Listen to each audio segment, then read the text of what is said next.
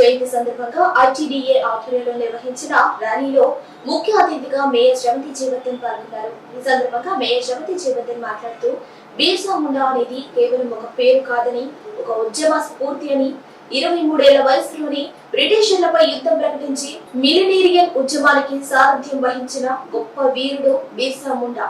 ఆ రోజుల్లో చాలా మంది గిరిజనుల్ని స్వాతంత్రోద్యమం వైపు ఆకర్షితులయ్యే విధంగా ప్రోత్సహించి వారిని ఉద్యమ బాట పట్టించిన మహానాయకుడు. దేశ స్వాతంత్ర్యం కోసం తన ప్రాణాలను సైతం లెక్క చేయకుండా బ్రిటిష్ వారిపై పోరాటం చేయడమే కాక చివరికి విష ప్రయోగానికి గురై తన ప్రాణాలను సైతం దేశం కోసం అర్పించిన పోరాట యోధులు బిర్సా ముండా అని వారి గౌరవార్థం పార్లమెంట్ సెంట్రల్ హాల్లో బిర్సా ముండా చిత్రపటానికి పూలమాలలు వేసి నివాళులు అర్పించారని తెలియజేశారు.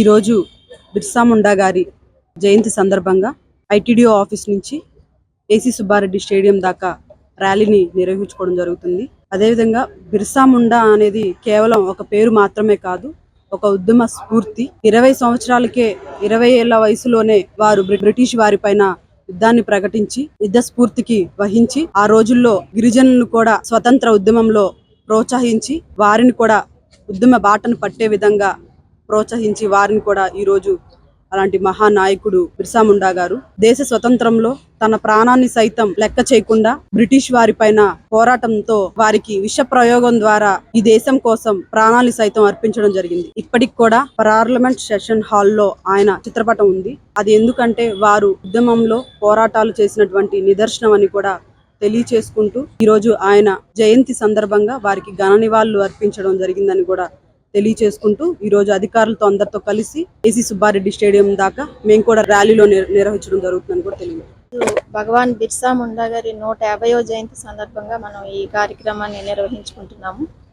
ఐటీడీ ఆఫీస్ నుంచి మన ఏసీ సుబ్బారెడ్డి స్టేడియం వరకు మనం ర్యాలీని నిర్వహించుకోబోతున్నాము. అలాగే భగవాన్ బిర్సా ముండా గారి గురించి ఇప్పటి వరకు మేయర్ గారు చెప్పినట్టుగా ఆ గిరిజన యోధునిగా, స్వాతంత్ర సమర యోధునిగా ఆయన పేరుగాంచారు. ఆయన అతి చిన్న వయసులోనే గిరిజనుల కోసం పోరాడి బ్రిటిషర్స్పై యుద్ధం ప్రకటించారు.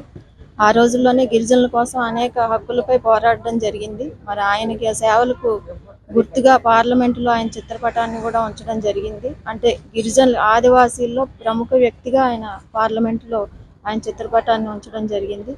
ఆయన సేవలను గుర్తుగా మనకి భారత ప్రభుత్వం వారు అనేక కార్యక్రమాలను చేపట్టవలసిందిగా మనకి ఆదేశాలు ఇచ్చి ఉన్నారు. మన స్టూడెంట్స్ అందరికీ కూడా స్పోర్ట్స్ మీట్ జరుపుతున్నాము. అలాగే డిస్ట్రిక్ట్ లెవెల్, ఐటీడీ లెవెల్లో జరిపి ఆ విన్నర్స్ని స్టేట్ లెవెల్ ఫంక్షన్కి వైజాగ్ కూడా పంపడానికి మనం అన్నీ కూడా ప్లాన్ చేస్తూ ఉన్నాము.